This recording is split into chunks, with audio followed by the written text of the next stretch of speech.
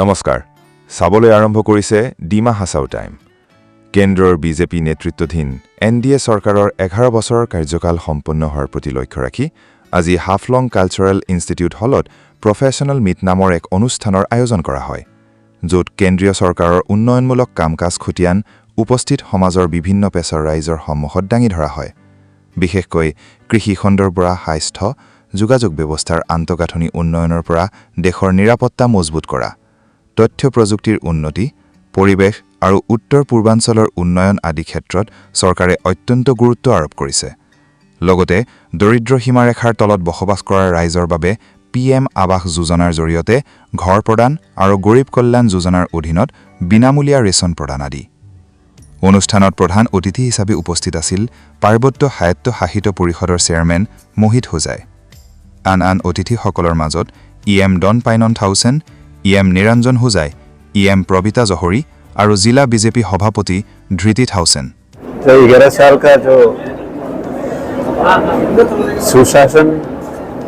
चला है उसी के जरिए जो पूरा देश में जो संकल्प से सिद्धि का जो कार्यक्रम चल रहा है तो उसी के साथ यहाँ हाफलंग डिमा हासाओ डिस्ट्रिक्ट जो बीजेपी डिमा हासाओ की ओर से यहाँ प्रोग्राम आज किया है तो इसमें खास करके जो मोदी जी का जो गवर्नमेंट है इस 11 साल में जो डेवलपमेंट जो चेंजेस आए हैं और साथ में जो सिक्योरिटी नेशनल सिक्योरिटी जो पहले